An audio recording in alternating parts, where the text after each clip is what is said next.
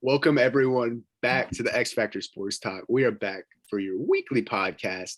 I'm Fred. I'm joined by my beautiful two co-hosts, Troy and Caleb. Boys, how are we doing today? Troy, how we doing? We're living. Yeah. Yes, sir. Here we are. We Yeah. are living. Mike is not muted this time. We're living good.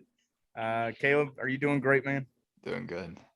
Let's just dive right in, boys. We got I think an incredible show planned for everybody today. Three really good topics. And we'll just always, like we always do, start in the NBA. And I'm going to ask Caleb. Now, whenever we're in this part of the offseason, we like to look back at some things. And in terms of being a fan of certain teams, which fan base do you believe today is sitting there the happiest about their offseason? And what do you think, man? I feel like there's the obvious answer with the Warriors, obviously coming off a championship. But one team that I had originally written down for this question, and it sucks because all the recent trade rumors, is the Celtics. Even though they just came off a loss in the finals, I think, you finally see these young guys taking a big step forward and getting you there. And then you have pieces coming in like Malcolm Brogdon, Danilo Gallinari that can definitely help you if you get back to that spot. So I think on top of seeing the step they took this last season as a team, you're adding pieces in that are only going to make you better. I think that Malcolm Brogdon trade was such a great trade for them. It's going to be beneficial for them in the long run. So I'll go with them for my first team. That's the happiest fan base as of right now. Fred, what about you, man? Dude, I'm going to kind of throw a little wild card out there. Hot take guy throwing a wild card. I'm going to go with the New Orleans Pelicans. I think how they've constructed their roster, I think they've given them, if healthy and in shape, will give them a incredible chance to compete in the West. I mean, you got, and of course the EJ Liddell, injury that hurts, but they drafted Dyson Daniels, and if Zion is healthy and in shape, I mean, what he can do. He's a 27, a game guy. He shoots super high, super high splits. You got great minutes last year from Trey Murphy and the young guys of Jose Alvarado, and you got Brandon Ingram, and you have CJ McCollum, who they got.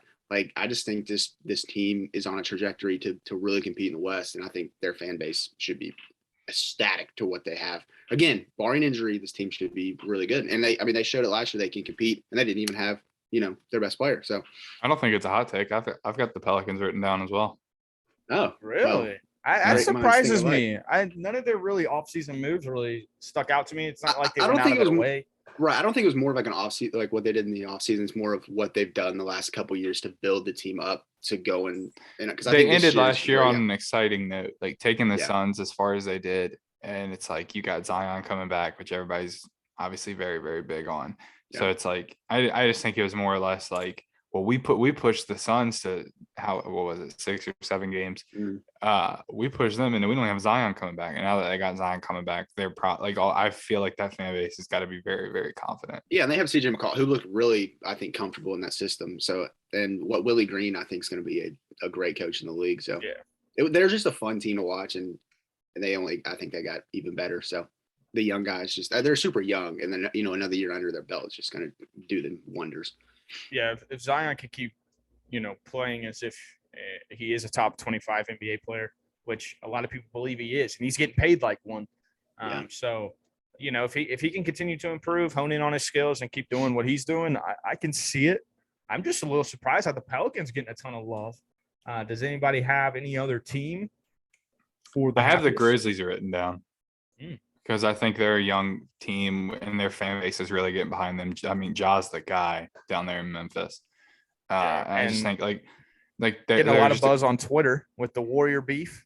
Them and the Warriors have a beef. Yeah, I just think like they're a young, exciting team that they're like kind of like the Celtics in my eyes. Like they're young and they're like right there at like, okay, you guys are a good team, but are you going to be a great team and take that next step?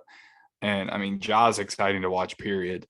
And then on top of all the success they're having and that turn that they're taking, becoming a better and better team every year, I think the Grizzlies fan base is just happy to see it and happy that they believe like I think there's no reason the Grizzlies shouldn't be in. I don't know if contention's the right word, but it's like There's a realistic world where I could see the Grizzlies taking that next step and making it to the finals within the next 2 years.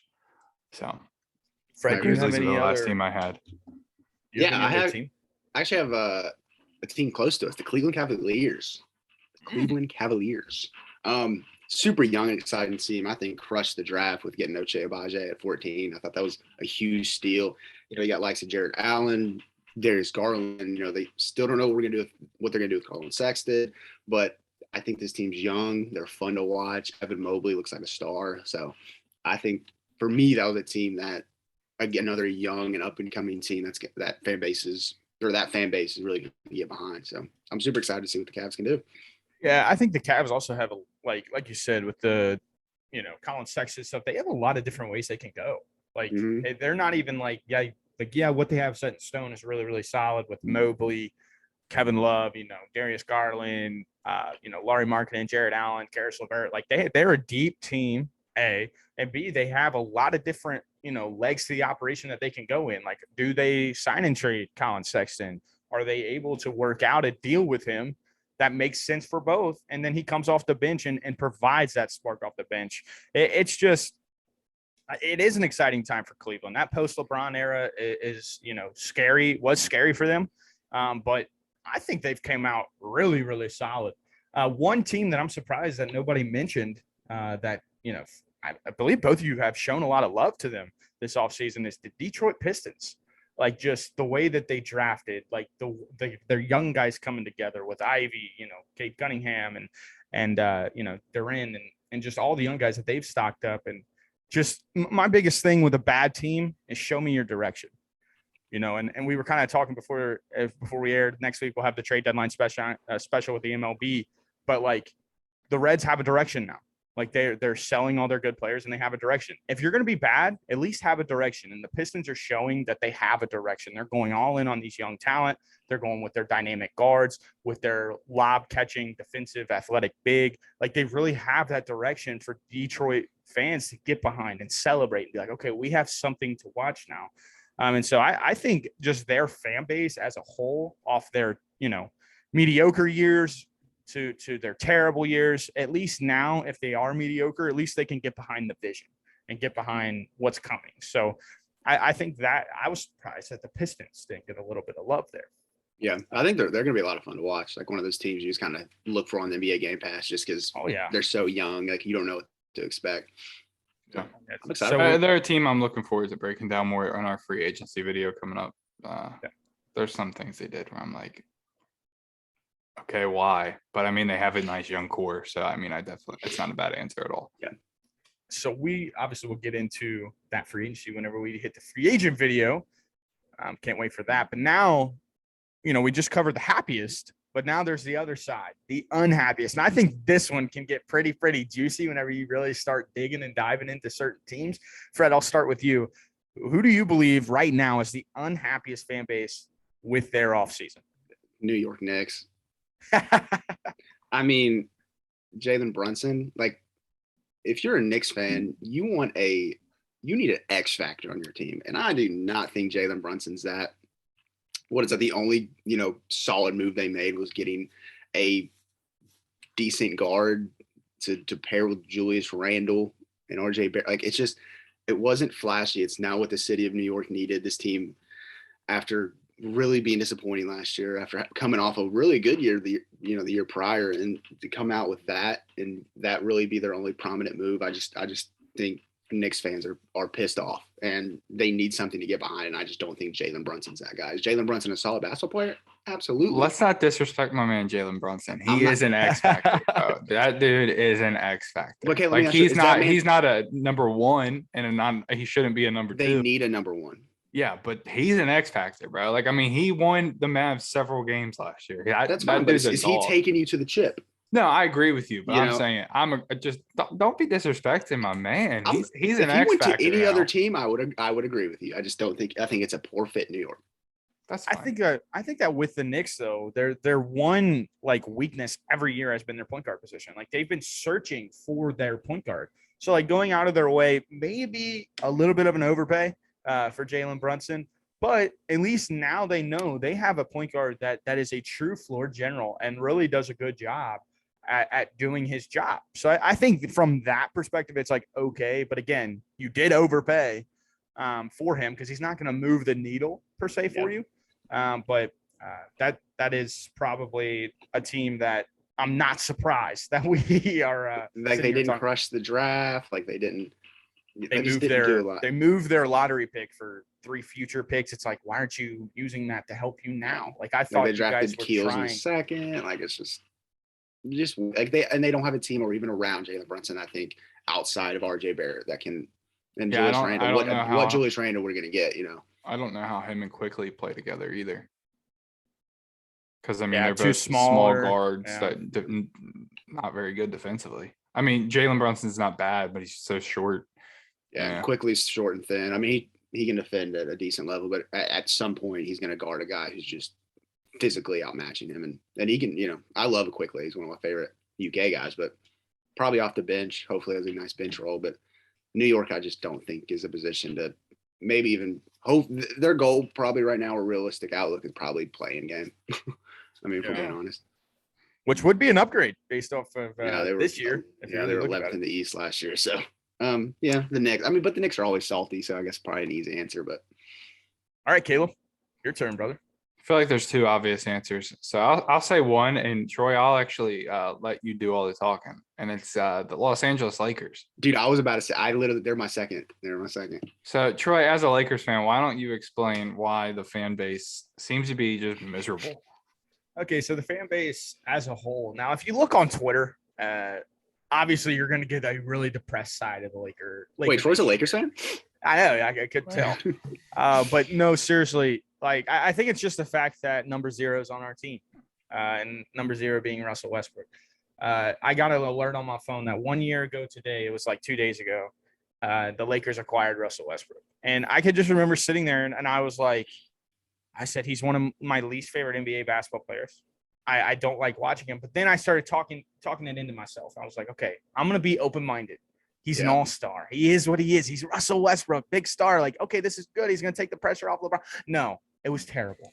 It was awful. It's literally one of the worst seasons I've ever sat down and watched. I enjoyed watching us suck. And obviously we sucked this year, but I enjoyed watching us try to suck like 4, 5, 6 years ago than I enjoyed last season. And just coming off of that type of season, literally no groundbreaking moves, no really gut-wrenching moves where you're drastically changing your roster. Like you look at the roster and it's essentially the same, just with a mid-level exception add-in of Lonnie Walker. And then of course the free agent signings, all the minimum signings. So it's like, what are we doing? Like, are you not going to go all in on a trade? Whether it be, I mean, you have to do something to bring the fan base back, like move for Kyrie maybe. But yeah, just coming off that depressing year, still having Russell Westbrook on the roster. Like, I don't care if it takes 5 first-round picks. You move him after that last year. Like, you're the Los Angeles Lakers. You do what you have to do. That's what you've always done.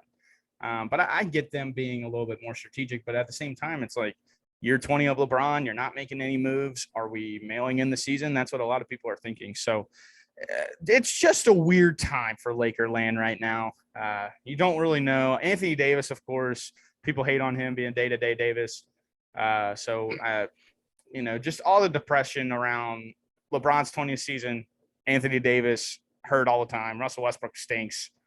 And just the roster as a whole isn't very good. It's depressing. Do you feel better? Do you feel better getting a little bit of that out? Oh, it felt so good. So, Troy, in your eyes, what can they do? What is the move or multiple moves they can make the rest of the offseason to catapult the fan base back into the promised land? One thing, I don't think one move or 1 or 2 moves even is going to catapult us back to like the promised land. But if one can just give us a chance, like I think that the Russell Westbrook and I've said it before, the Buddy Hield, Miles Turner package, and only giving up 1 first, I think that makes some sense. Obviously, the Pacers are going to do everything they can to get 2, but I don't think that package is necessarily worth 2. But if you're able to wiggle in a couple more rotational guys, I think that 1 for 3 to 4 guys, and you're getting Buddy Hield, Miles Turner, and a couple other pieces, I think that makes more sense than going out and getting a guy like Kyrie, who it's a 1-for-1 swap. You're still not fixing your problems with like rotation, the depth. So I would be excited if we got Kyrie, obviously. I mean, he fits the team 10 times better. But I think a Russell Westbrook for, a 3-4 man package makes a little bit more sense. And I think it would be idiotic of them to trade Taylor Horton-Tucker or Kendrick Nunn right now. It's the lowest their value will ever be.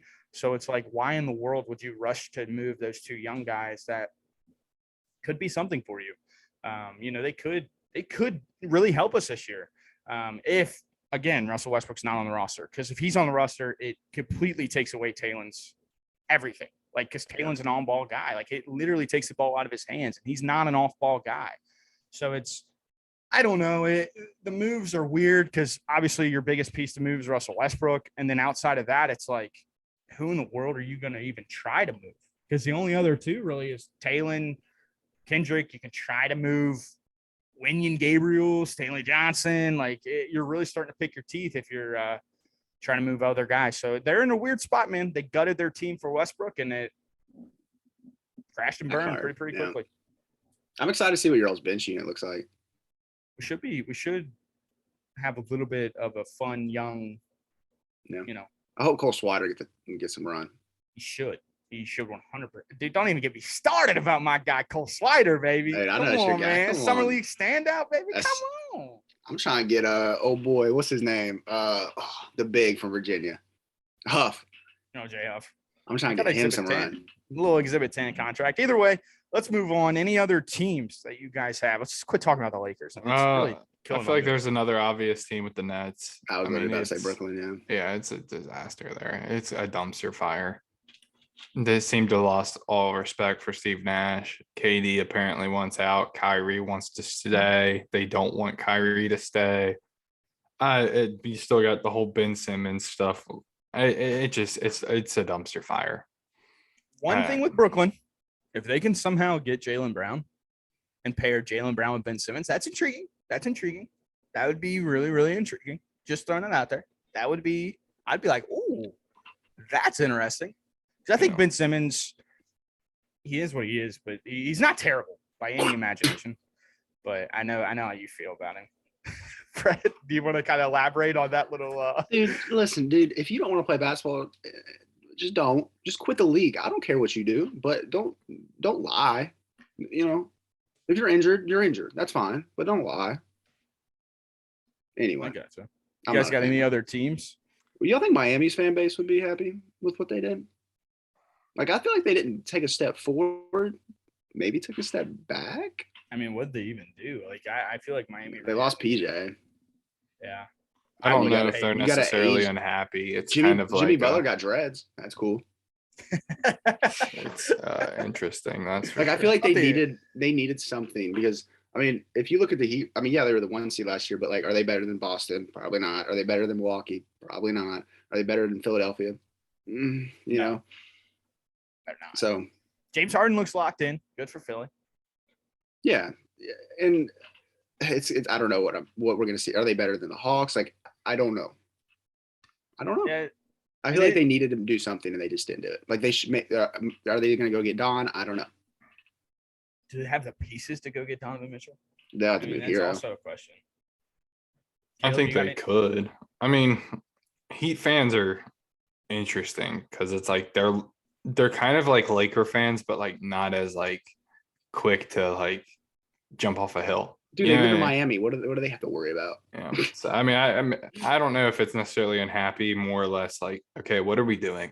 Yeah. Where's the direction? Yeah. Hey, if you will. That's my big thing, man. Show me your direction. If you have a direction, I'm all for it. Lakers don't have a direction. Miami Heat really don't have a direction. The Cincinnati Reds had a direction. The Bengals had a direction. There's correlations whenever you have directions. Good things tend to happen. So do you guys have any other teams? Because I have a team I'm going to throw out there. I've got two more. One of them I feel like should be pretty obvious given recent events, and it's the Hornets. We don't have to really go into that too much. Obviously, we know what's going on with the Hornets. Bum. Yeah. And the last team I think might be kind of a hot take. It's the Wolves. I disagree. I just like we gave up all that for Rudy Gobert. What's he like? And we're pairing him with Karl Towns. Like, I think it's gonna work. The guy that shut the league down. We traded for that guy. I don't think there's like I just don't. I'm trying to think about it. Like if I'm a Minnesota fan, am I really excited for this? Like, am I more excited for this next year because we have Rudy Gobert? Like, if I'm excited for any reason about the season, it's because we have Anthony Edwards and that guy's electric. I think they needed a one. I think they should have got a better guard to pair with. But they got Edwards. A big man who can't do anything. But I think it's gonna be fine. I just don't think. Like I think it was fine, but I really wish they would have moved D'Lo and went a different direction at the guard spot. So I have a question for you. We've been talking about the Lakers a lot. Let's say the Timberwolves and the Lakers play, right? Whether it be in the playoffs, whatever the case may be, regular season. Who guards Anthony Davis? They run a zone. They run a zone. Mm-hmm. Okay, I mean that's the Warriors ran a zone. Yeah, in spots, but I mean, you're playing D'Angelo Russell. He can't guard on the perimeter. So what are you gonna do? Just funnel everything down low? D'Lo's not gonna start. I'm just kidding. Kidding. I mean, who else do they have at the guard spot though? To even start Jordan McLaughlin? Yeah, he's sick, bro. They just signed Austin Rivers. Oh, yeah. Dude, they're winning the chip. Yeah, right. No, I mean, it's an experiment, I think, but it's a risky experiment, though. Yeah, but like I like them looking at themselves in the mirror and saying, "I have to go make a splash, or I'm not going to compete in the West." But making a splash is trading 5 first-round picks for Rudy Gobert. Rudy Gobert's good, man. Yeah, but next you already have your big man. You have your stud big guy. Why in the world would you try to move his position, move like the floor spacing for Cat's going to be awful now. Like he's not just going to be able to grab the ball at the top of the key and do what he does all that, big man flashy stuff where he's dribbling and trying to get downhill because there's going to be Rudy Gobert chilling on the block. So the big guy's going to be on the block. Like I think they were watching Cleveland play and was like, it can work. But even then, like they had big guys that can space the floor around an athletic freak in Jared Allen. Like Rudy Gobert's not overly athletic. I think defensively though, I don't know. I will say though, defensively maybe when it comes to like at the rim, but keeping a guy in front of him, Carl Towns and Russell, Anthony Edwards really is not a great defender. Like they traded away Vanderbilt who could guard. They traded away Pat Bev, that was their defensive guy. Like they traded away all their defense and got a rim protector. So it's like fun, man. I think the ratings are going to go up. I just think it's one of those things where Wolves fans are just like consistently trying to talk themselves into it because in reality they're like, why? I'm not even a fan of the team, and I'm trying to talk myself into it. Yeah, they're coming off an exciting year for Minnesota basketball, so it makes some sense to go out and do something like that. Try to they drafted Wendell Moore too, so I mean they trying to get some youth in there that can guard. Yeah, but I mean, come on now. Can I throw out a team? Shoot. The Washington Wizards. It's not a bad one. I think there's a lot of teams you could be like. Bad team. You got Bradley Beal, and then Porzingis is washed. That's it. Drafted Johnny Davis, who looks rough. So, we'll see. I just don't think that team really has a direction. I like saying direction. It's a fun word. And one team I threw out there was going to be the San Antonio Spurs. Like what we traded away our young all-star guard for draft compensation. It's a great team to. I don't know. I think the Spurs fans, like, obviously they're not happy giving away Murray, but I think this is something you can try to, like, for the first time in forever, just sit back, let the team be bad, and hope that you can get Wembanyama. And so it's like I think they're obviously upset. But I think they're like eager to see if it actually works out in the long run. I love when you pronounce his name, Caleb. Thank you. When you have Pop on the sidelines, though, it's hard to. I agree with you because this is like Pop's potential. It's one of his last few years. Like if you're, I bet he has fun with this team. I bet he loves coaching these young guys, though. He loved DeJounte Murray, man. Like him and Josh Primo were boys. Yeah, I'm sure. Yeah, they're dapping up on the sideline. Okay, so anybody else got any other teams? Or are we ready to? I mean, I can name half the league, I think. I was about to say, there are a lot of teams you can really dive into. You can name the Jazz. You can, you can literally talk yourself into, like, it's kind of weird. I feel like the Jazz should have been mentioned, but, I mean, it's obvious reasons, too, so. Isn't it bad? I think the league's kind of top-heavy right now. Because I feel like there's a lot of, like, high-quality teams and then a lot of teams who don't have any direction at all. And I mean, this is the most skill we've seen in the league probably ever. But it's like, I'd rather it be top heavy because some teams are just really good and other teams are just young and on their way up than it be top heavy because we have 4 teams with like 5 all-stars on each team. Like we saw 2014 through like 2017-ish. Yeah. 2018-ish. I think the East is going to look similar to what the playoff picture looked like this past year. I think the West will have some shakeup. I think the Clippers will obviously be. We haven't even talked about the Clippers. I mean, if they're healthy, they're going to be a top 4 seed. I mean, they performed last year. They were above 500. They didn't have 2 of their best guys, like 2 superstar players. So I think they're going to be up there. I think Pelicans will probably switch in there with where the Jazz are at, and we'll see. We'll see who takes. I think the Grizzlies will take a step back, but we'll see. I think the Pelicans are my Grizzlies this year. Kind of that team who come out of nowhere and grab a top seed. Well, you're mentioning playoffs for basketball. Let's move to playoffs for football. Let's look at some division winners predictions for the NFL this year. Troy, we'll start with you. You want to go NFC or AFC first? Surprise me. Okay, let's go NFC East. Who's your division winner coming out? In the NFC least. That's a great line. It's just a bad division, and I'm just going to stick with the Cowboys. I think that they just have the best team. They have the best quarterback in the division. They have the most consistency when it comes to the division. There's a lot of shakeup going on in that division with the Commanders. You got the Eagles are the other kind of sneaky, or what are they going to be team that I think could give the Cowboys a real run for their money in the division. But then outside of that, I mean, the Giants are what they are. They still got Daniel Jones behind center. So, I mean, it's but with the Giants, real quick, if they get Jimmy Garoppolo or something like that, do they kind of move up your rankings, you think, Fred? They had a great draft. I mean, grabbing Neal and Thibodeau, golly, couldn't say it. His name was there and I just couldn't say it. I think they had a great draft. Wandale Robinson in the second round, obviously I'm a homer. But yeah, I mean, if they get a quarterback, man, I don't know. I think that team's still a few years away, and Saquon can't stay healthy. So I'm glad you started with this division, though. This is literally the one division that, I don't. It's just I like the Eagles. I think the Eagles, but it just depends on how Jalen plays. I don't know how Hurts is going to look because they got. So who's your division winner? Who's your division winner? It's the Cowboys. They're sick. I mean, I thought you were going to go with the Commanders. I think they'll. I was waiting for you to fight. say the Commanders. They'll fight. I mean, it depends on quarterback play. I think the only consistent quarterback we know in that division is going to be Dak. And Micah Parsons is so sick. Like, that defense is beautiful. They got interception man, even though he's one of the worst corners in the league. But, we'll see. I think the Cowboys, if they don't run away with this division, they're a disappointment. They should win this division by 3+ games, I believe. Completely agree. And the Eagles will be, I think, the second, in the Commanders right there with them, and I think the Giants will be really poor this year. But I think the Giants, they have a direction, and I think they crushed it. Outside of the other New York team, I think they have the best draft. Let's move to the NFC North. Fred, who do you have?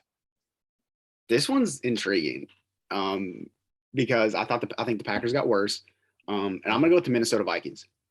I have the Vikings as well. I think the Vikings win this division. I think I'm a huge advocate on Kirk Cousins. I think he's a awesome quarterback. For you fantasy football lovers out there, I don't care if he's not a good fantasy quarterback. I don't care what you think about fantasy football. This dude can perform on the field. Can he not perform on Monday Night Football? Maybe not. That's all right. He's not a primetime guy. But, I mean, you got, Justin Jefferson, Adam Thielen, Dalvin Cook. That offense is electric. If Kirk can just give them the ball and be an average to above average quarterback, I think, especially in a division that's really down, the Lions are cool and the Bears are, what are they? I don't know. Vikings finally get past the Packers this year because Aaron Rodgers has no one to throw to. Troy? Yeah, I'm really upset that everybody's choosing the Vikings because I also have the Vikings. I just think it's time. Troy came in, he's like, no one's gonna have the Vikings. Well, I really thought because when you think about consistency again, I mean, the most consistent player in this division is obviously Aaron Rodgers.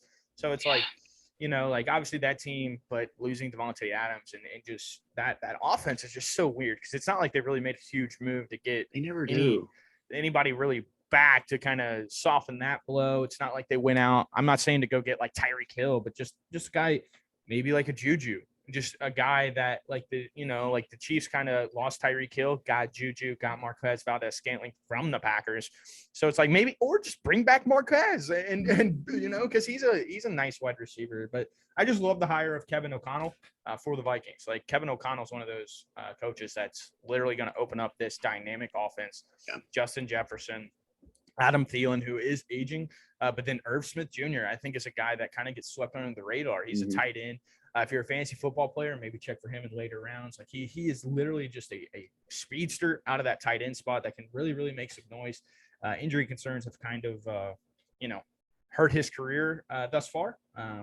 But obviously my biggest concern with this team is their offensive line. Their offensive line isn't the greatest, but we've seen a team go kind of far with a bad offensive line. So it's not really a major thing that I think will, impact a lot. But obviously, if Kirk Cousins is taking a lot of blows at his age, it could be a little bit concerning. But they are my I guess upset division winner, and I think it's not much of an upset now that we're all going with it. Yeah, I mean, there's just so many question marks outside of the Vikings in that division. Yeah, and it seems like no one wants to play with Aaron Rodgers. If we're being honest, I mean, yeah, their defense didn't get better. Like, I think the Vikings. I think it's going to be I think it's still going to be close. I don't think the Vikings just run away with it. I mean, if any time for the Vikings to win this division, it's now. They have to go all in. I think they have the highest upside. Like if we're looking at the next 5 years, if they can find a guy to replace Kirk Cousins, I think this team's going to still be good for the next 5 years. Yeah. I mean, you got Justin Jefferson, I do the top 5 receiver in the league. I mean, so let's move to the NFC South. Troy, who do you have coming out? I have the Buccaneers, but it's extremely close in my opinion with the Saints. I think the Saints are right on their heels, but the Bucs are they're just too good. They obviously have the GOAT. They still have Mike Evans, still have their coaching staff, consistency again, still have the elite defense that they've always showcased. And somehow Chris Godwin is going to be ready, I think, for week 1. He wasn't on the PUP list. Like he's like ready for training camp. He's been doing some Dude's a robot. It's like, how in the world is he ready to – didn't he tear his like ACL, MCL on like the last week of the season? Yeah. Like this dude must have been crushing rehab, like literally crushing it. And, shouts out to him. But then they've added one of the sneakiest wide receivers in the NFL, in my opinion, and Russell Gage. I think he's unbelievable. And then they added a veteran pass catcher in Kyle Rudolph as well. And then on top of that, that's who I thought you were going first. One of my favorite wide receivers of all time in Julio Jones. Like this guy is unbelievable. And if he comes in and is just able to give them a little bit of relief, I don't even know where, like, are they going to put him on the outside next to Mike Evans, then have Chris Godwin working in the slot? Or like they have so many, different things they can do. And obviously TB loves taking the top off every now and again. So Russell Gage, Scotty Miller are always going to get a little bit of love there. But they're just the cream of the crop in this division. As long as Tom doesn't take a significant step back. I think he takes a little step back. Obviously, I mean, the dude's 45, but what do you think, Fred? I feel like you're chomping at the bitski to get in here. Yeah, man. Dude, I think him going to Tampa Bay, Julio Jones, is so good for his career because he doesn't have to be on the field every single play. Kind of like what Tennessee was trying to get him to do. Like this man, they're deep at their position. They have the GOAT throwing him the ball. Kyle Rudolph's a veteran guy. Like their defense, Antoine Winfield's back. Like Mike Edwards has shown great things in secondary. Vita Vea, like their defense is quality. Devin White, like, dude, they're so good. They're so deep. Did you say Shaq Barrett? Oh yeah, Shaq Barrett. I was about to say you forgot about. I was about to say. Well, they have so many guys. It's so exactly. Hard. Like, it's hard. Ndamukong Suh. Like you start really like digging in. Yeah. It's like holy cow. Like this team is so fun to watch, and I think they dominate this division. Unless now, if Kamara stays healthy, the Saints have a great offensive line, which I think is going to do wonders for Jameis. He's got these. If Mike Thomas plays, like Mike Thomas looking good. Who knows? Yeah, he's looking good, man. He's not just a slant guy. I mean, like we'll see what New Orleans is, but they still have a lot of question marks. That's why I think the Buccaneers will. I don't think it'll be a blowout, but I don't think it'll be necessarily close. And with the Panthers and the Falcons, there's really not much there. Yeah, We're all agreeing with everything so far. So we'll move. The NFC, the top of the pecking order is Yeah. very, very set. Like in my opinion.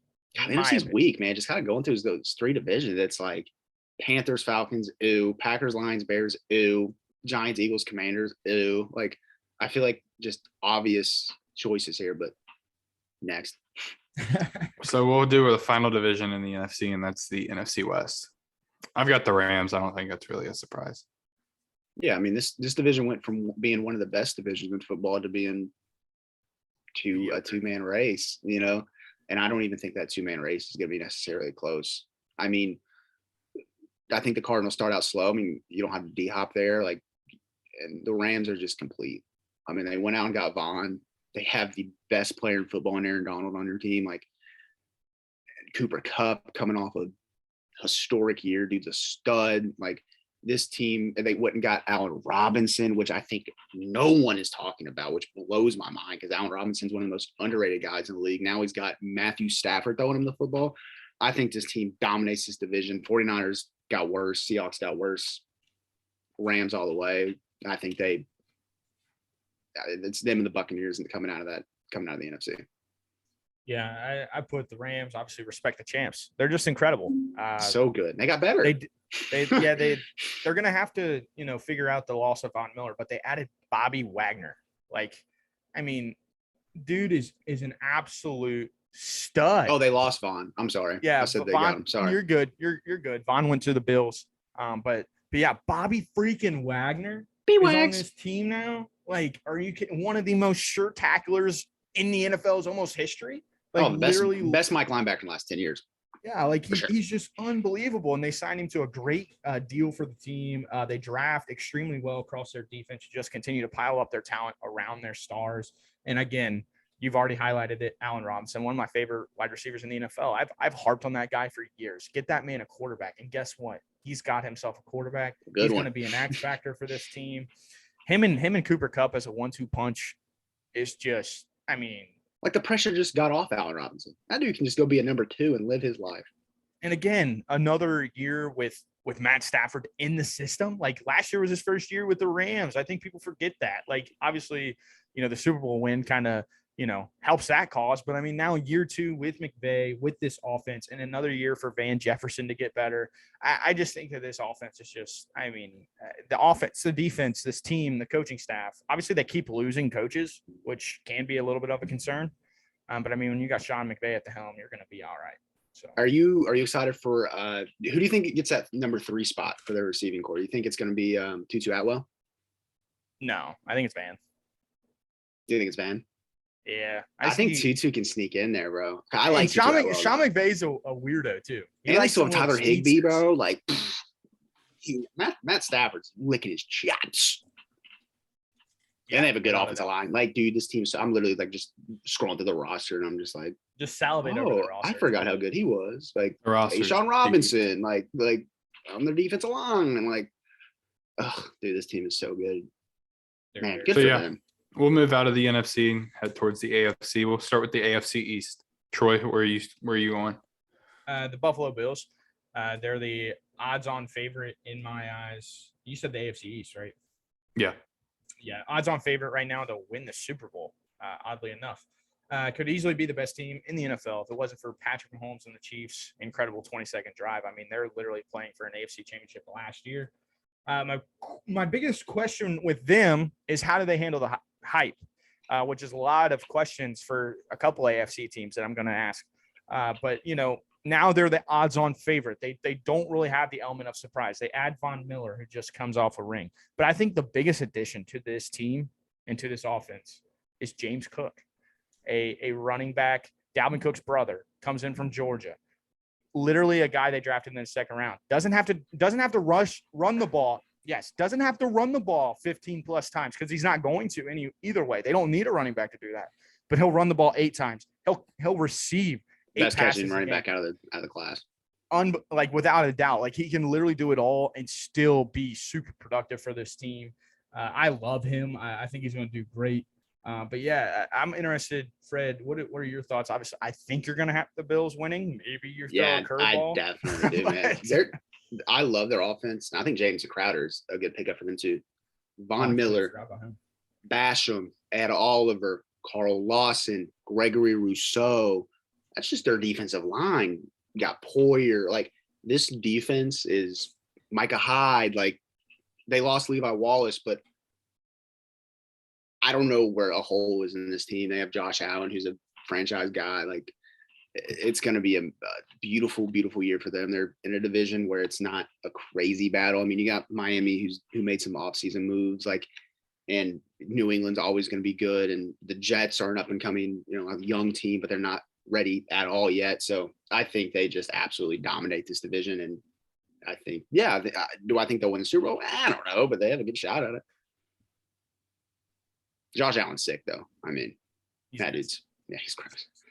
Let's move to the AFC North. Fred, where are you going? I'm going to Cincinnati Bengals, man. I think it's going to be. I don't think it's going to be close, in my opinion. I don't think Lamar. I think Lamar's cool. I just don't think he has enough weapons. I don't think Deshaun's going to play, and that's going to kill the Browns. I think Jacoby Brissett did a decent job, but not enough to win the division. And Pittsburgh's, we're just don't have an offense.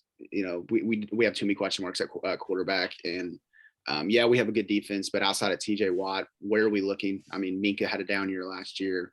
Our secondaries, we brought in Levi Wallace, but we still have too many question marks there. Is Devin Bush going to be good?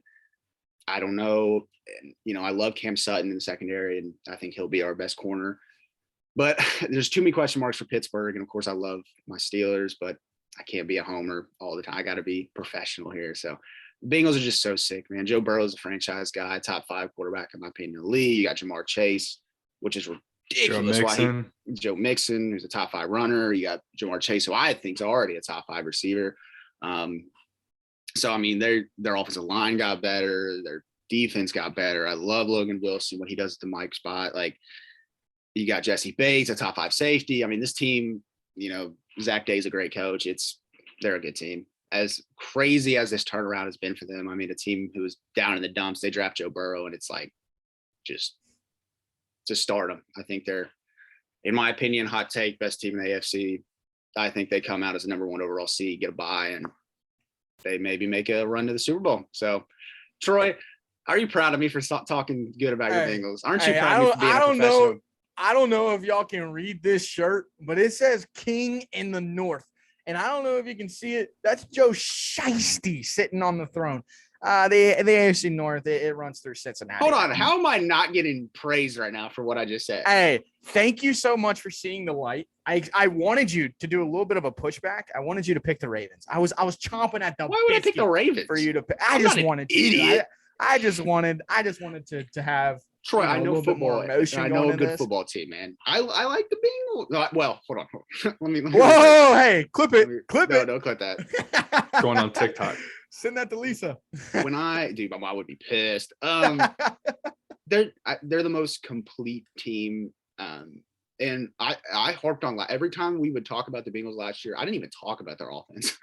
I was like, that's fine. Their defense is what stands out to me every week. And they open up against the Steelers, and I think we'll see week 1 what another year of Jamar Chase, Joe Mixon, Joe Burrow, and I think they have the best receiving core in the league outside of a couple teams. But I mean, you got Jamar Chase, Higbee, and Tyler Boyd. I mean, the fact that they retain Tyler Boyd, and I don't know. I don't know what's going to happen, but the fact that he still gets production, even though they have those 2 young cats, even though I'm not saying Tyler Boyd's not young, but it's just beautiful. Who's y'all's backup running back this year? Probably Chris Evans. He was a rookie last year. Yeah, you were really high on him. Okay. Because I was just looking to see who's going to take a little pressure off Joe Mixon, but Joe Mixon's going to be fine. I think he's a workhorse. So, yeah, I think the biggest thing is the Bengals had a few weaknesses from last year that were so glaring that people were like, no way they can make a run. Like, people weren't taking this serious, which is fine. They shouldn't have last year. Honestly, I was surprised by our run. I was just enjoying the run. I was enjoying the ride. It's something that we've never experienced as Bengal fans. So I was just sitting back and enjoying it. But again, we did have weaknesses though, but that didn't stop them. And not to mention the way that they kind of covered up those weaknesses this year. They added to the O-line 3 brand new guys: Leo Collins, Alex Kaplan, and Ted Karras. all clear upgrades. But the sneakiest upgrade of them all is adding Hayden Hurst for CJ Uzama. Like, yes, do we need another pass catcher? Probably not. But Hayden Hurst in the middle of the field, just kind of being sneaky, like literally will have very, very not much attention on him. I think he's going to have an incredible season. I think Hayden Hurst, he's incredible. Yeah, he's an incredible person. But now I think the biggest concern right now going into next season is the Jesse Bates situation. Is Jesse Bates willing to play on the tag? Like, what is that situation? Is he going to hold out? Because if he holds out, we're going to have to rely on our young guys. We're going to have to rely on Dax Hill, our first-round pick. We're going to have to rely on Cam Taylor-Britt, a second-round pick. Like, we're going to have to rely on our depth and on our rookies, which can be scary for a team that's coming off a Super Bowl appearance. But if they get Jesse Bates to come in, be the same Jesse Bates as always, be like, okay, if this is it in Cincinnati, because I think it is, I think this is his final year in Cincinnati. If it is, I'm going to go out on top because that's what I deserve. That's what this team deserves. That's what the city deserves. And ultimately, that's what's going to get me the most money. So, like, he needs to have that kind of chip on his shoulder. But I think he had it last year, and he was hoping that it came through. But I think that's a guy you all can – sorry to cut you off. No, you're good. I think he's a guy you can lose and still be a top team. Like, I know Jesse Bates, a top 5 safety, but that's also a position where it's like, you know, we can afford to lose him and still be a top tier team. Like, I don't think it kills you all if you lose him. Yeah, we wouldn't be where we were last year without him. But I think also, like, him now missing training camp, it's going to be nice for the team as a whole, just kind of see what that defense is without him, figure it out. And, you know, these young guys are going to get extra reps because he's not showing up. So that's a huge thing for these young guys, too. They're getting the reps. They're getting the first team reps. So I think that's huge. So, yes. Podcast a few weeks ago, I highlighted Hayden Hurst. Obviously, you can highlight the O-line because, I mean, pretty much anything's an improvement from last year. But when you were on vacation, when me and Fred were at it, I highlighted Hayden Hurst. And so I'm definitely excited for the Bengals. I cannot wait. I'm hoping to go to a game this year, you know, get just this excitement back in the air. Troy, I gave my thoughts on your team. What do you think about my team? The honest thoughts. You can be as critical as possible because I've been critical. Well, you know how much I think we had a good offseason too. I think we had a great offseason, but I agree. I think that they overpaid Minka. That's my biggest thing. Minka got an absolute bag. He's a top 5 paid safety, so he wasn't great last year. He needs to return to not last year, but the year before, where me and you were like, "Holy cow, Minka Fitzpatrick!" Like, a great trade. Yeah, he was unbelievable. You always were saying that's the greatest first round pick we've had in a while. We miss a lot, but we hit everywhere else. With Minka, that, you know, because the defensive line, you guys are getting pretty old with Cam Hayward and you know, don't you guys have Stephon Tuitt as well? Stephon Tuitt retired. Okay, yeah, I mean, so I mean, it's really the Steelers just in that. Yeah, they're just in that lull period where they got their stars in some spots, but they also don't have a ton of depth. They don't. Because, like, a lot of your guys' bread and butter are they aged, and now it's time for the passing of the torch, and they don't really have anybody to pass it to. But Devin Bush is, again, another X factor. Him and Minka, like, if they're good, your defense has a chance to be really, really special. Devin was so bad last year. I mean, just bad. I mean, you just saw it. It's like he was terrible. I mean, you look at the Mike linebackers around the AFC North. He was easily the worst one. I mean, you're going Patrick Queen, Logan Wilson, and who is the Mike at? They had a good one. I'll tell you that. I don't remember his name, but that Cleveland defense is great. But yeah, and then on the offense, like you said, too many questions. I mean, is Claypool the wide receiver too? Like, is Mitch Trubisky the guy? Is Kenny Pickett eventually going to take over? Like, because I love Mitch Trubisky. I think he's really, really good. And obviously, I'm still hearing Mason's competing for the one job. That's what Matt Canada said. And I said, Matt Canada, you better learn who Mitch Trubisky is. Yeah, but I think cut Mason Rudolph now. I mean, George Pickens going to be the best receiver in the class, but I'm scared he's Antonio Brown 2.0 personality wise. He's not going to be as good as him skill wise, but Deontay Johnson though is really, really good. So and they came out and said they don't want to pay him. I'm like, they're like, oh, we can afford to lose him. I'm like, DJ's our best receiver. I love Calvin Austin. Thought that was a great pickup. I think Anthony Miller's a good veteran presence in the locker room for the receiver room, but and the offensive line got better, which I'm happy about. But yeah, I don't think we should have drafted. I love Kenny Pickett. I just don't think we should have picked him at 20. Yeah, I think agree. I don't think if New Orleans does not pick Trevor Penning at 19, I think we go Penning at 20. But I think Kenny Pickett's gonna be good. I just don't think he plays this year. And your guys' offensive line is extremely weak too, so it's hard to tell. We made 2 really good moves, but and a core 4 was really good last year. If he was any standout, it was him. So, and we retained him. So I'm excited for this year. Najee's great, but as a running back, it'll get you to the playoffs. I don't know. I'm sure we'll still have a winning record. That's just Mike Tomlin's MO. But 15 straight years, man, it's on the line. It's going to be a risky year for that. I think if the Bengals are the clear favorites here, like I said, there's too many question marks around that Ravens offense. The Browns, they'll compete if Deshaun gets to play, which I can't believe he's still able to play. I mean, that's blows my mind. The NFL has done nothing to him. It's a shame, honestly. Are you surprised? No, I'm not surprised. But I mean, kind of a little bit. I mean, look what they did to Calvin. I mean, look what the MLB did to Trevor Bauer, and he was proved innocent. Yeah, I know. Like literally was innocent, and he still got a 2-year suspension. So, I think I could go on for days about the Deshaun Watson situation. And that's not even me saying I don't even want to face Deshaun Watson because, a guy like that, you want even though he's in my division, it's like Joe Burrow. Like I want to see Joe Burrow play, but Joe Burrow also didn't do what Deshaun Watson did. And Deshaun Watson's an incredible talent, but at the end of the day, he did something that is, you just can't apologize or move on. You know what I mean? Facts. Like I believe in second chances, but 38 chances? I don't know about that one. So sorry, I've gone to my soapbox. Yeah, there's the AFC North and a deep dive of the AFC North. So let's go to the AFC South. It's hard when both our teams are in the AFC North. No, yeah. Who do we got coming out of the AFC South? Fred, we'll start with you. Oh, me? I got the Indianapolis Colts. I think they have one of the best defenses in the league. The question mark is Matt Ryan. How is he going to play? Yeah. But I think it was a good pickup. I think it's kind of like the Phillip Rivers situation when we got Phillip, but I think Matt Ryan's probably at a better spot than Phillip Rivers was when they picked him up. What are you going to get from the receiving corps is probably the question. I really like Michael Pittman. Jonathan Taylor's Troy's guy and an absolute sicko. So I think the Titans will definitely be up there with them. And I think the Jags and the Texans will probably be, of course, the bottom half of that division. But I think the Colts are sick. They got a great offensive line. Quentin Nelson's unbelievable. So Indianapolis made a lot of great moves. They got Stephon Gilmore in that secondary. So I'm a huge advocate for the Indianapolis Colts this year. Troy. Yeah, I mean, I think your mic went out. Oh God. There we go. Okay. I don't think there's much to say about it. I just think the Colts are going to win. They're obviously the clear team in my opinion. But I think that a sneaky team is the Jags. I think that Fred dismissed them too.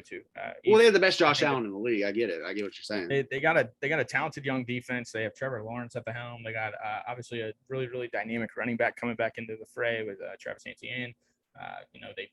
They went big on free agents with their offensive line, with their and they kept James receiving core, kept James Robinson. Like their offense is going to be fun to watch with Christian Kirk, Zay Jones. Like they have some weirdo at wide receiver, and then they have a really interesting defensive core with Josh Allen, Cleveon Chasen, Devin Lloyd. Like they're young. They didn't even name their the first pick of the draft. Like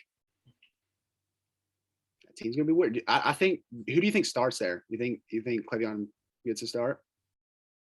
Over. Dude, I'm trying to remember his name, and I swear to God, I can't even. Over who? Trayvon Walker? Yeah, Trayvon Walker. Okay. The first pick of the draft, and I can't remember his name. I mean, I just think that they'll figure out a way to get them all on the field. To be clear, my questions are secondary. I mean, who they got? Yeah, back there. Yeah, I can see. They went from literally having one of the best secondaries, like with Boye, AJ Boye, and freaking one of the best corners in the league. Oh my God, why am I blank? It's too early. Jalen Ramsey. Yeah, dude. you're going all over the place with that with the brain right now. I can tell you everybody on the AFC North side, but when it comes to the Jaguars, I don't know nothing. But yeah, I think the Jags are going to be honestly in second place in that division and really, really push this year. So we've agreed on every single division. I guarantee we would not agree on this one. Maybe we will though. I hope not. Okay, AFC West, last division. Troy, why don't you get us started? I'm going with the Chiefs. I just think that the Chiefs get so disrespected for no reason. They lost Tyreek Hill. Okay, cool. They also recouped with Juju Smith-Schuster, Marquez Valdez-Scantling. They drafted Sky Moore. They have a returning McCole Hardman. They have also the best tight end of all time in Travis Kelce. And not to mention, they have one of the best quarterbacks to ever breathe as well in Patrick Mahomes. Dude is 50. Okay, listen to this. Patrick Mahomes is 50-13 as a starter for the Chiefs. 50-13 as a starter. Ain't okay. Bad.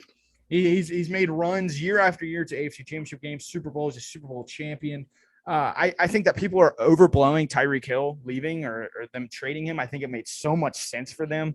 They were able to give, Travis Kelce his much awarded pay raise. They also have Clyde Edwards-Helaire that also goes under the radar. Their team is so dynamic. Obviously, some defensive questions with losing Tyrann Mathieu. How do they recoup that?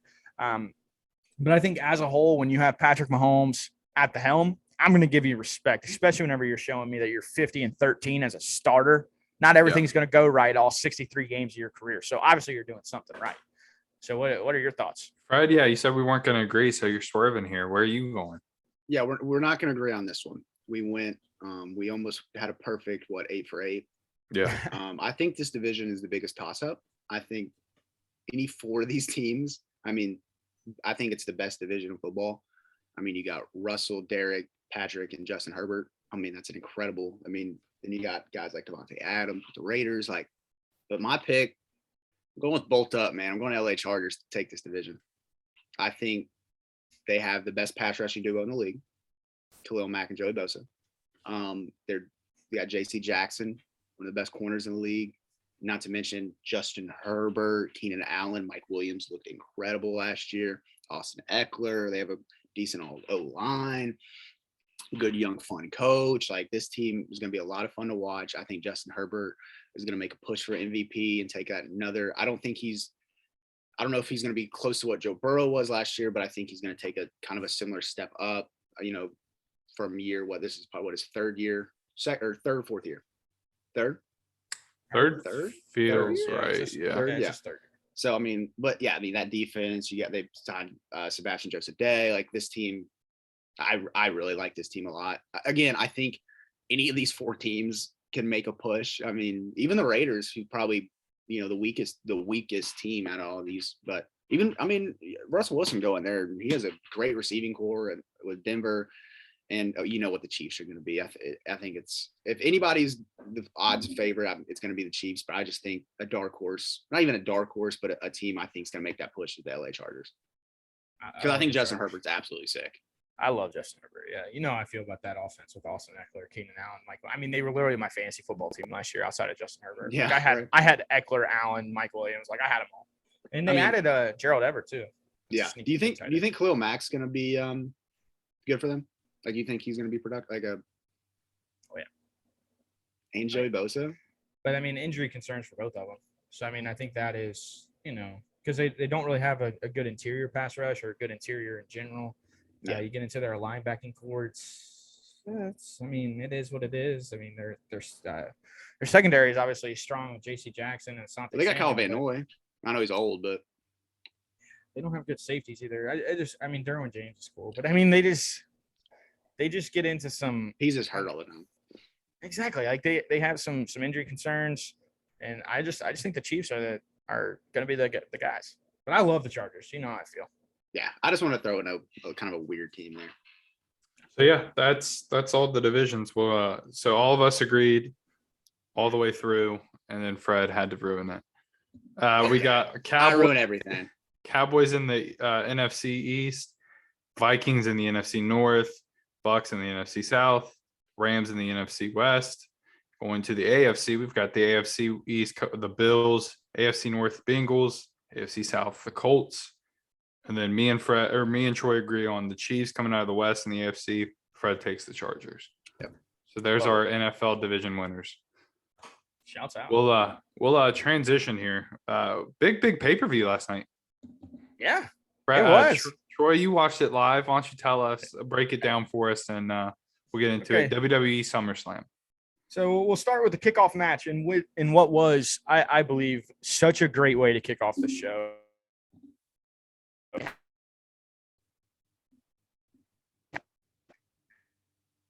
We lost you again, Troy. Hello? There we go. There you go. Golly, my It's like- mic's giving me fits. It's like when you touch it, it like cuts out. Hello? Golly. Hi, All right, buddy. I'm back. Sorry.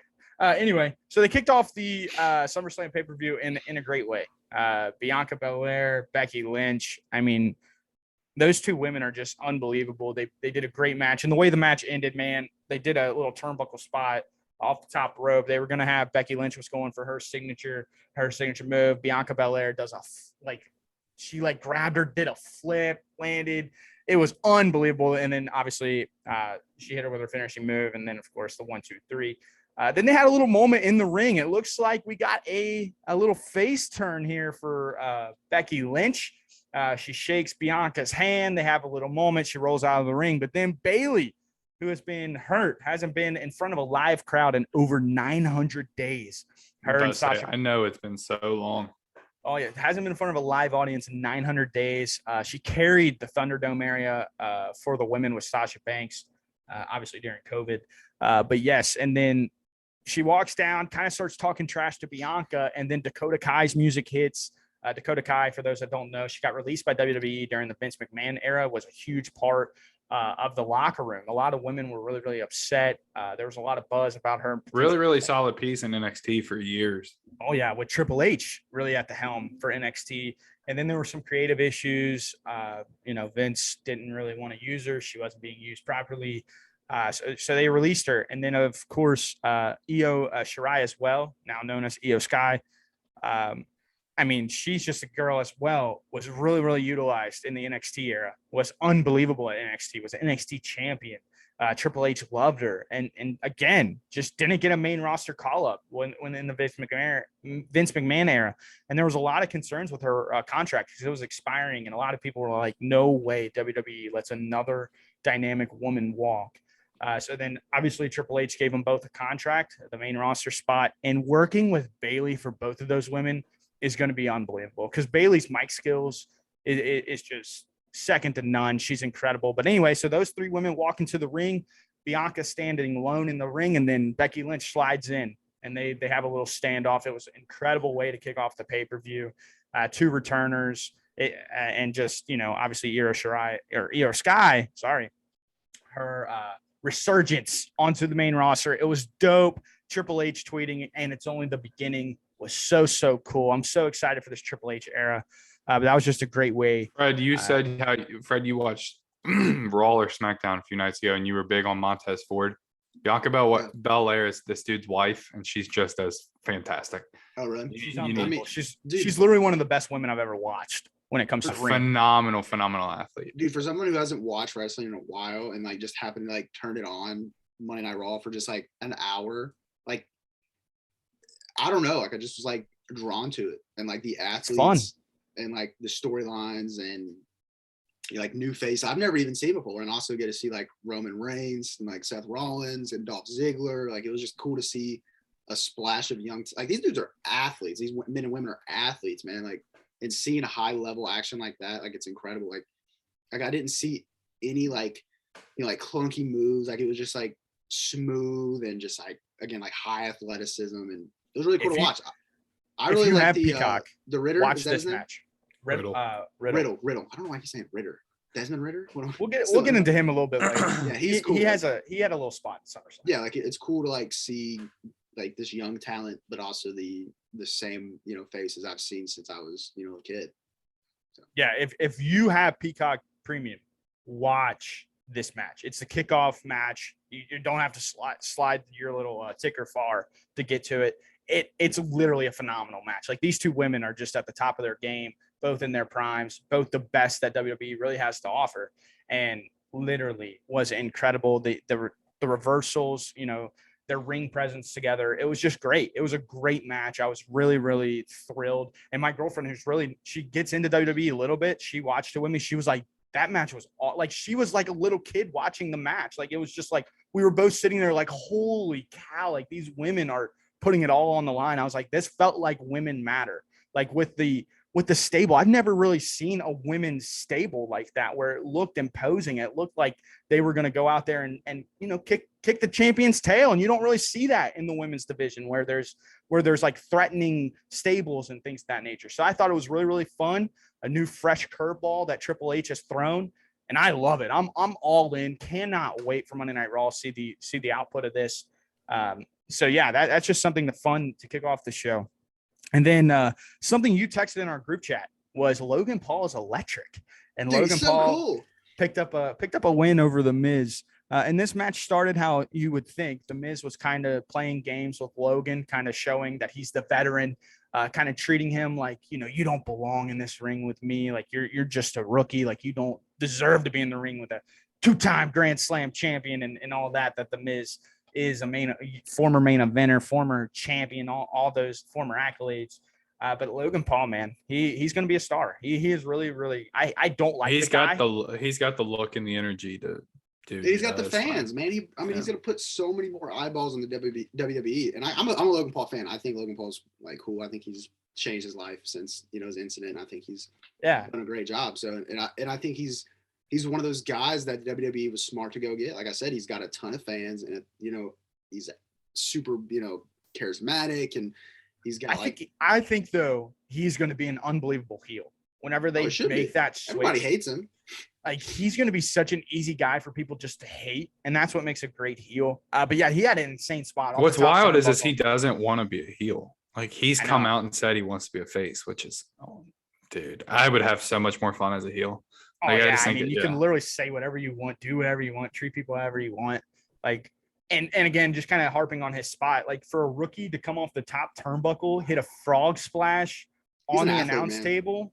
I was like, because I really wasn't into the match, if I'm being honest. Like at first it was a little, just the whole presentation of it. Like it was just a little weird for me. I think that Ciampa, I sent you guys that promo where Ciampa really made me into the match. Like for the first time I was like, okay, like I understand the disdain now between the two. But yeah, Logan Paul with the top turnbuckle shot eventually gets him back in the ring, pins him cleanly. Okay match, not one I'd go out of my way to watch.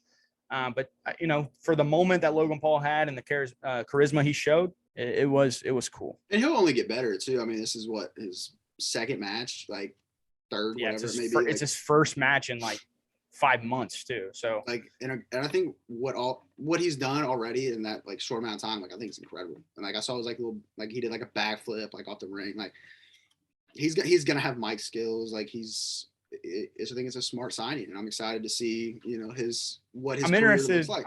I'm interested to see where they go with him. Did they hire him part-timer or full? I think he's full-timer. I think he is a full-time wrestler.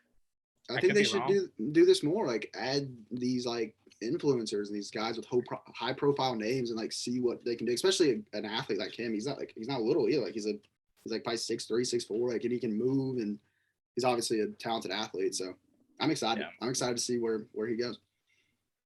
So the next match was Bobby Lashley versus Theory for the United States Championship.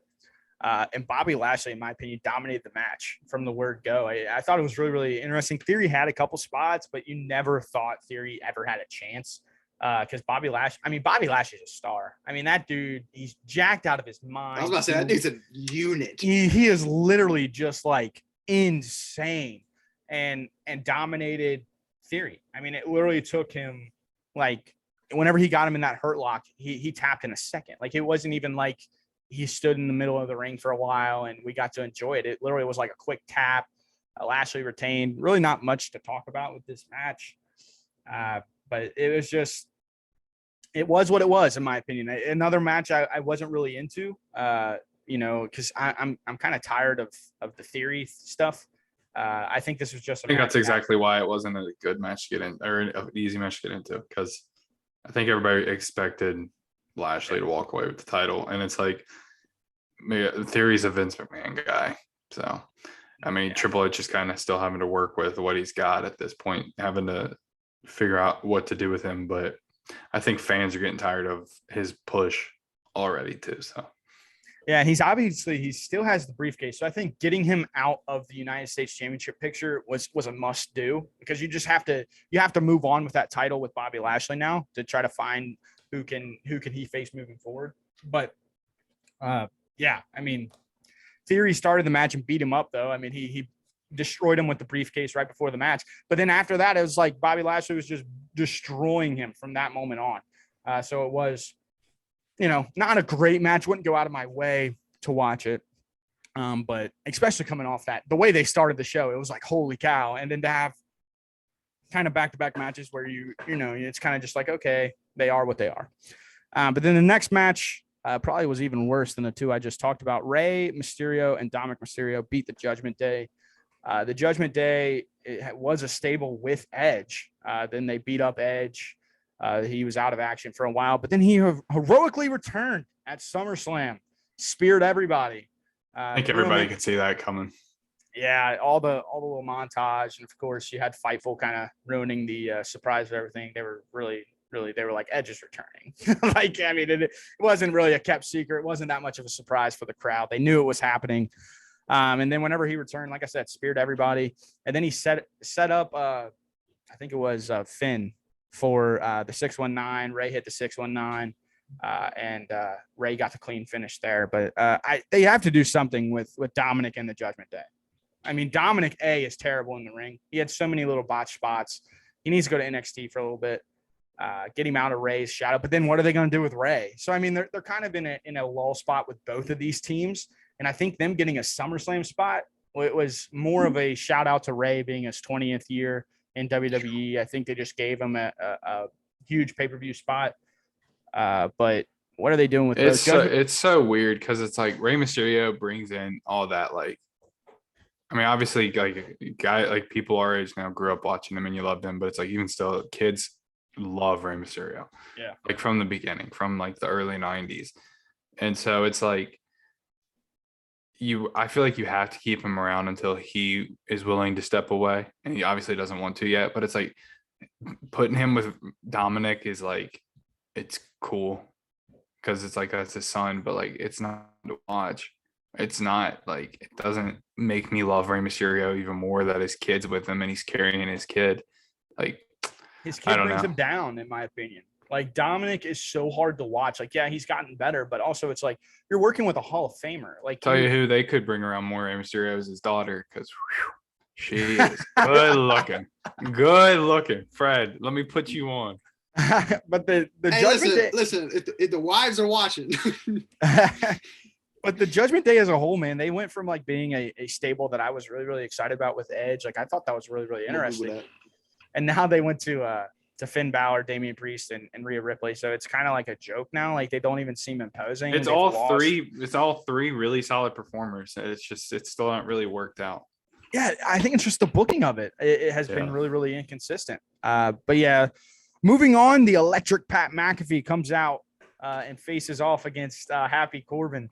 Happy Corbin comes out to his normal entrance, and then Pat McAfee hired a choir to sing the praises of bum, you know what, Corbin. It was incredible. It was awesome. And then, of course, Pat McAfee came out to his new theme song, his new little, ring gear, everything. Like, he had shorts on. It was awesome. He had little jorts. Pat McAfee is just electric. Anytime he's the best, man. Anytime he's out there, it's just drawing. I love Pat. Watch his show every day. Yep. And he beat Happy Corbin. Now, Happy Corbin had his spots where he was destroying Pat and was showing why he is such a great wrestler, great performer. And Michael Cole on the call was unbelievable. Michael Cole is literally just amazing now. He's still doing it? Yeah, he had a spot in the match where Corey Graves was like, Michael, I miss where you didn't, got to show your emotion. Like, I miss whenever you just had to sit there. And Michael Cole was like, well, a lot has changed. And that kind of was like like a little I can't believe he's still in the game, bro. Good for him. A shot at that. I think, a potential, I think a fun little match for maybe Mania one day would be Pat McAfee versus Corey Graves. Little commentator versus commentator. Get Corey Graves back into the ring. It'd be a little fun match. But yeah, Pat McAfee beats Happy Corbin. Of course, whenever they bring a star in like Pat McAfee, they're not going to have my guy lose. So it's interesting. Just a good match all around. You guys got any comments on that? Obviously, Pat McAfee's a star. McAfee's fun.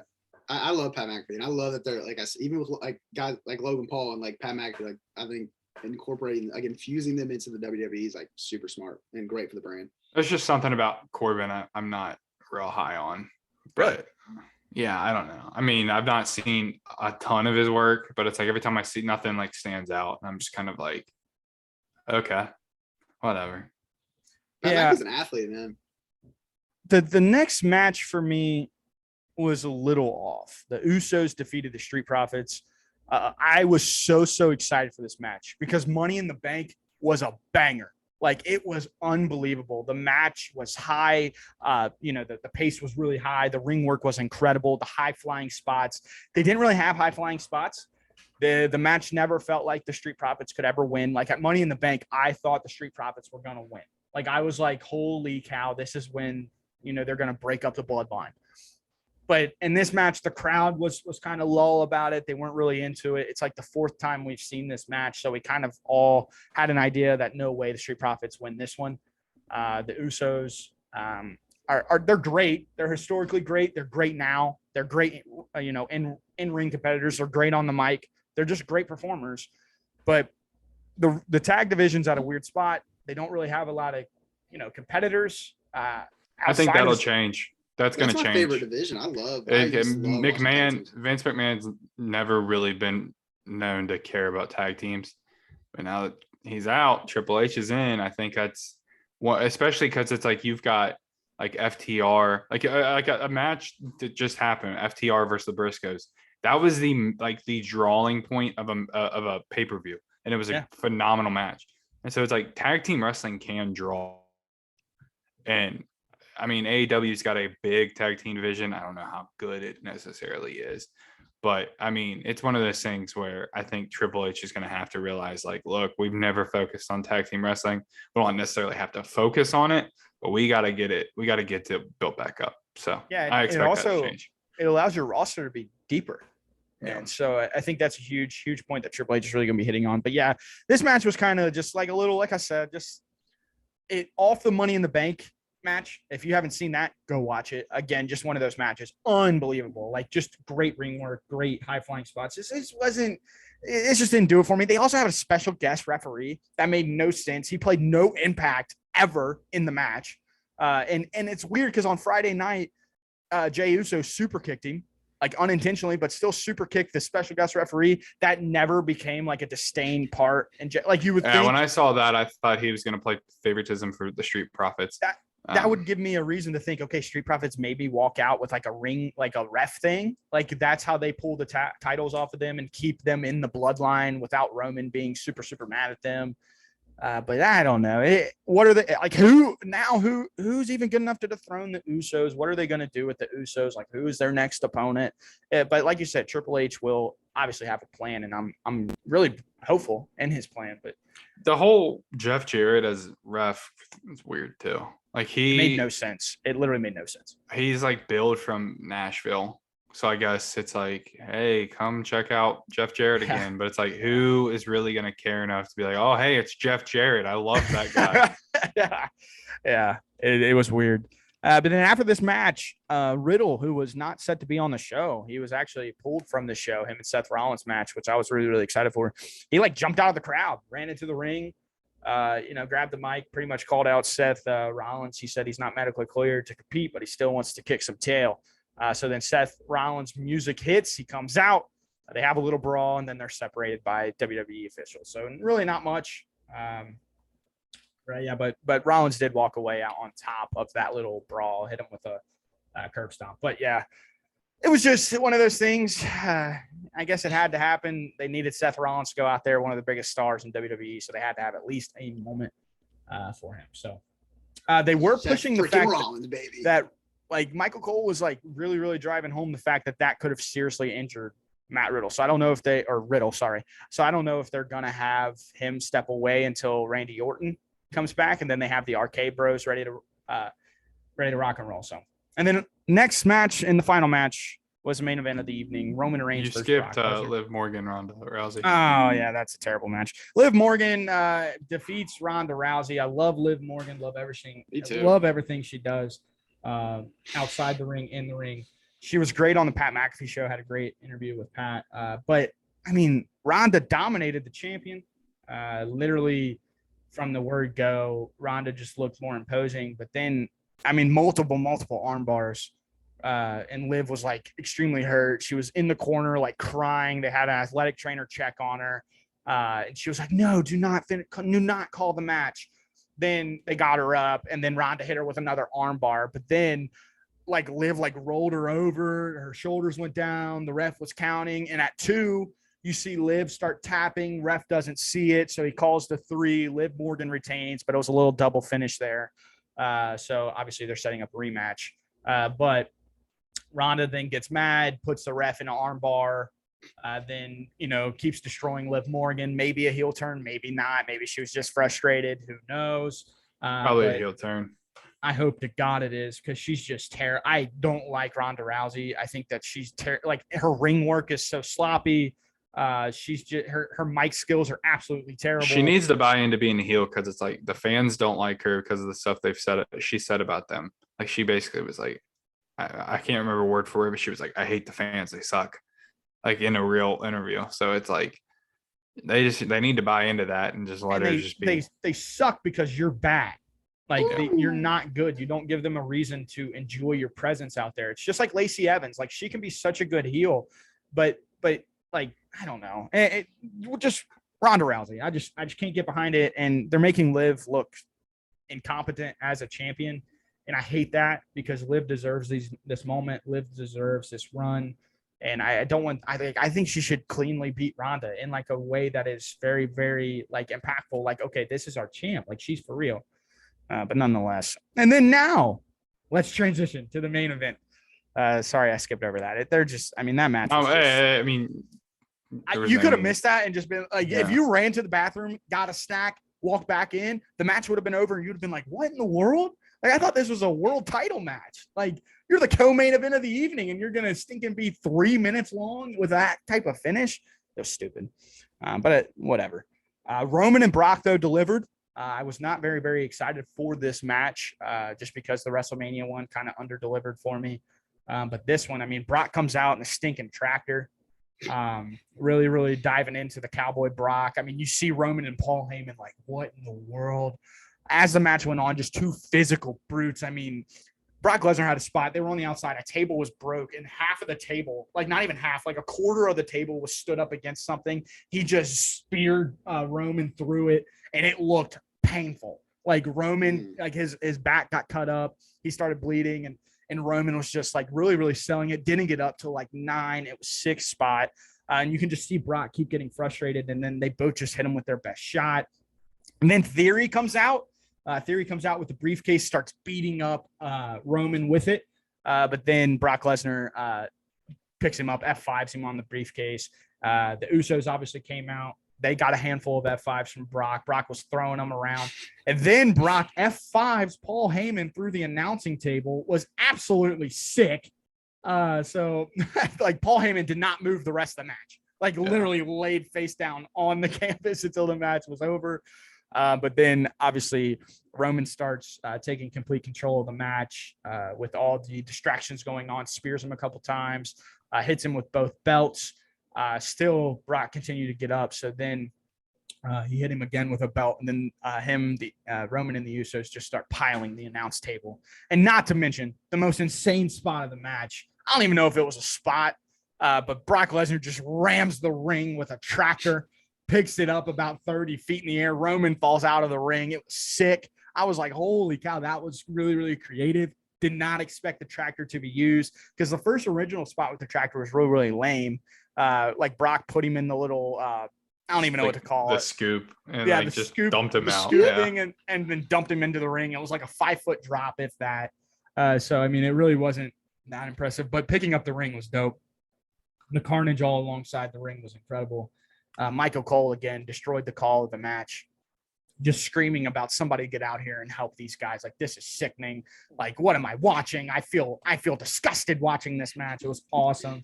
Michael Cole killed it, but Roman did retain, and that sets up Roman versus Drew McIntyre at Clash at the Castle, September 3rd. Cannot wait for that one. But so now it'll be Drew McIntyre and Roman. I'm sure Brock now gets a break from TV until Mania.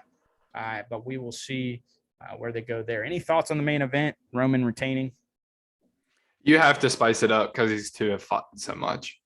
And I think, last man standing stipulation, throwing in all the spots that you just covered. It's a good switch up from just the normal fights that you see with them, just finisher after finisher after finisher. I liked it. So I did too.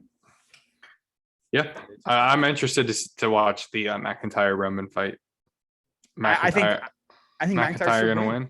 He should. It's gonna be over in England, so why not?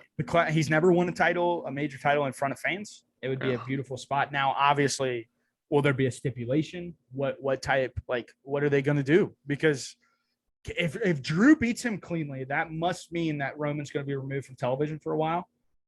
So just for us to kind of forget that he got defeated cleanly and then sets up like a WrestleMania rematch or something along those lines.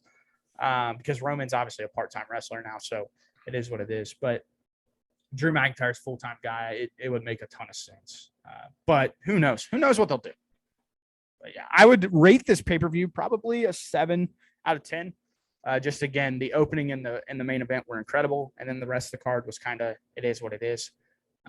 Not terrible matches, but not something I'm gonna be like 10 out of 10. That was the best pay-per-view I've ever watched. But yeah, I like the creative difference and the flow. So it's gonna be fun. Fred, get us out of here. Get us out of here, bro. Guys, awesome episode. So excited for the content to keep getting pushed out. Make sure you guys subscribe, like it up, comment if y'all have any questions, or just want to talk and chat. But yeah, make sure to check out the other videos posted on the channel. We had an awesome time today talking a little NBA, NFL, and WWE. Can't wait to keep getting after it. Boys, thank you guys so much. Remember, guys, change the game. Be different. Don't be a star. Don't be a superstar. Be an X factor. Change that game. Be unique. Keep crushing it. We love you guys. God bless. And peace out.